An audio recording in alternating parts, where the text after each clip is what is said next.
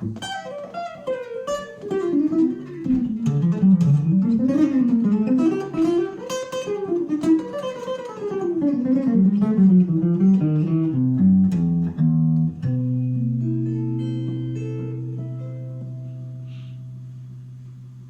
Year's Eve, drop 2 lesson. I'm going to get right into it. First of all, the drop 2, it has there's a reason it's called that. If you write out the notes of a chord, they're generally built in thirds for the most part, right? 1, 3, 5, 7. So I take like a C chord, C, E, G, B, right? Like this.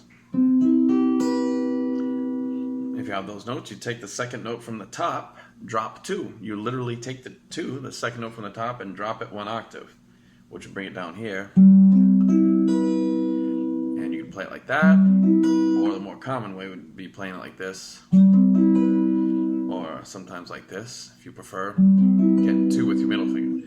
So I'm going to go over you got 3 basic chord types in jazz.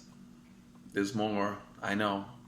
Basically, it's major 7, and minor 7. And of course, minor 7, flat 5, but we can just alter the minor 7 to get that. Just like you would a major 7, flat 5, aka sharp 11, or a dominant 7, flat 5. So let's just blast through this. C major, the notes are C, E, G, B. I'm going to go over these drop 2 voicings on the top 4 strings and the middle 4 strings only. You can figure them out later on the bottom 4. Generally, you'll play them. I mean, they exist. I still use them, especially. I don't know if I have a melody thing on top.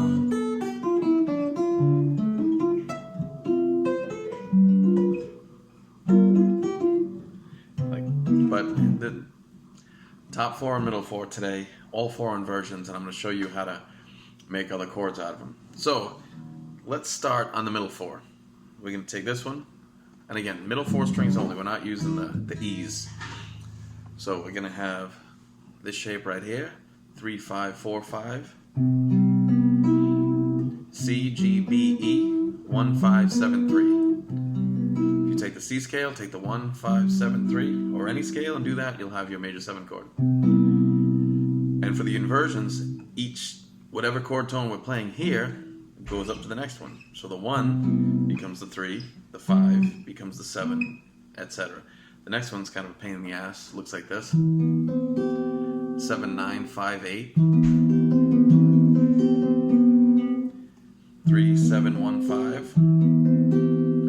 Next one. 10, 10, 9, 12. G, C, E, B. That's 5, 1, 3, 7. The last one, don't use it too much. It sounds kind of ugly. That's your third inversion. Now the 7 in the bass, 7, 3, 5, 1. And the frets are 14, 14, 12, 13. So quick recap.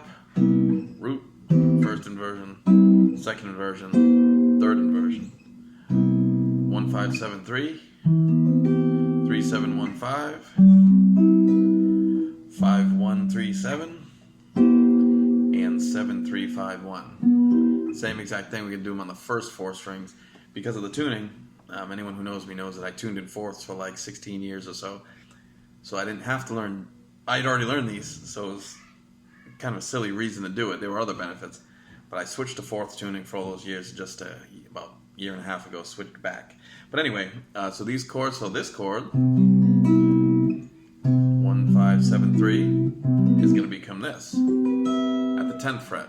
10, 12, 12, 12.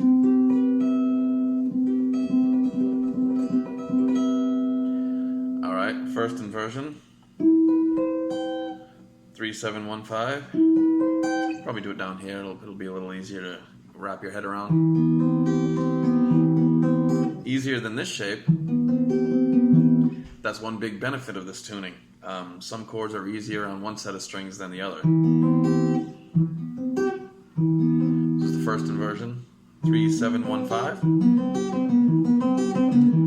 Second inversion. 5, 5, 5, 7. You can just bar all 4 with those. Put your ring finger or pinky or middle finger if you're crazy. 5, 5, 5, 7, and the chord tones, scale tones are 5, 1, 3, 7, and then you got that third inversion, which is going to be your 7, 3, 5, 1, and the frets are 9, 9, 8, 8. So quick recap of those: root,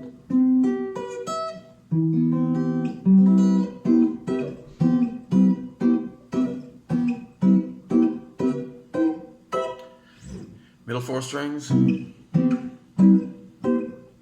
whoops, and I went to the top, obviously. Now really quickly, I'm going to show you how to do the other ones. I told you the scale tones, right? For example, we'll go back to that first one, that C major 7, 1, 5, 7, 3. Well, a dominant 7 chord is the same exact thing. It just has a flat 7. So if we take all of those chords, find the 7, flat it, done. Take that next C major 7. It was 3, 7, 1, 5. Flat that 7.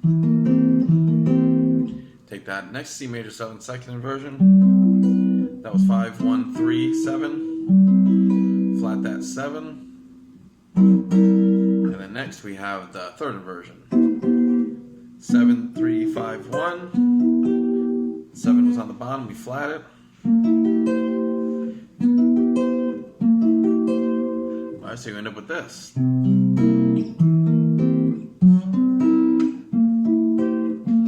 This one still gets me, because fourths it was like this. Like, I don't remember, it was like this, whatever. It was different. I'm trying not to remember. But, alright, now top 4 strings, same deal. You got 1, 5, 7, 3 for that root position. Flat that 7, you get this. Next you had this one. 3, 7, 1, 5. Flat that 7, which was with your pinky. Here we had this one. 5, 5, 5, 7. 5, 1, 3, 7. Flat that 7th. I should turn this computer down. It's gonna be bebopping and skit-scatting all day. Alright? And lastly, we got that third inversion with the root on top. The one on top, so we got 7, 3, 5, 1. Flat that 7, which is now on the bottom. And that's it. Minor 7, we're going to rip through those. Same thing. Now we're going to start with our dominant 7ths. These little bad boys. Now a minor 7 is the same exact thing as a dominant 7 chord, but it's got a flat 3.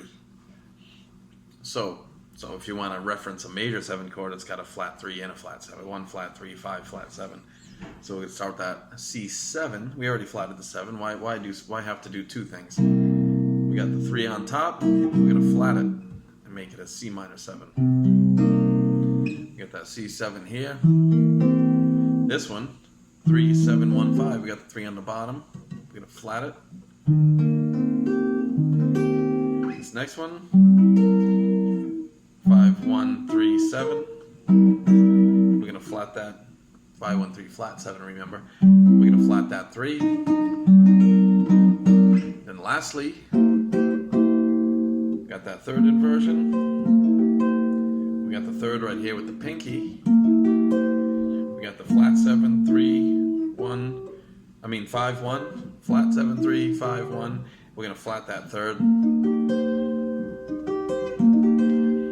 Same thing here. We got that C7. Where's that E? Right here, so we're going to flat that. Then we got that C7 here. The third, the E is here. We're going to flat that. Then we've got C7 here, third inversion.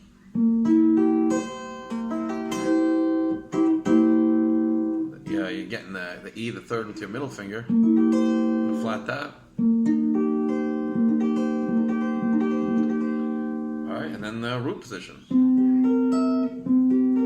There's your C7. You got your third on top with your pinky, the E. You got 1, 5, flat 7, 3. We're going to flat that 3.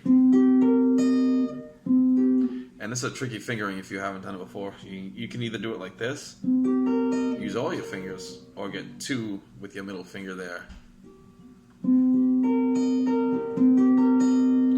And then the last one, which is very important in jazz, would be a minor 7 flat 5. Now I would recommend learning these like as a standalone chord, despite being a minor 7 flat 5, or some people call it a half diminished.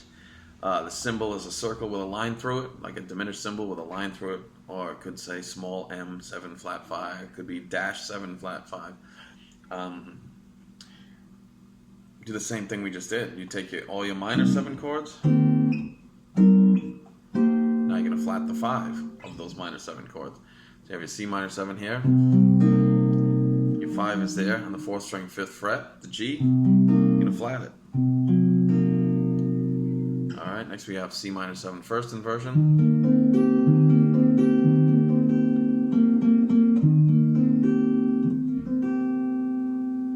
So you got 3, 7, 1, 5. Alright, so you're going to flat that G again. Next you got your second inversion. That's C minor 7. You got your G on the bottom, that's the 5th, right? 5, 1, 3, 7. You're going to flat that G.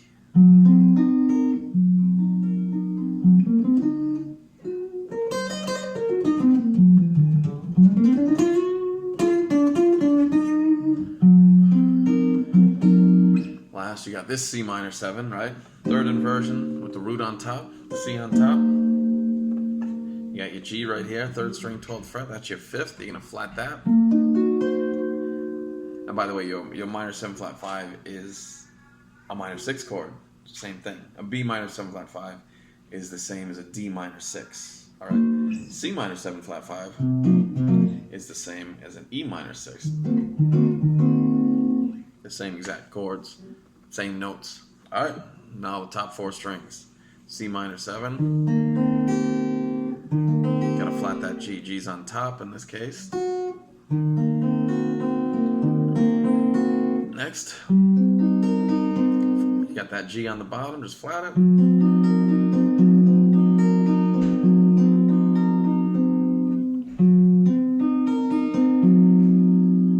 This one.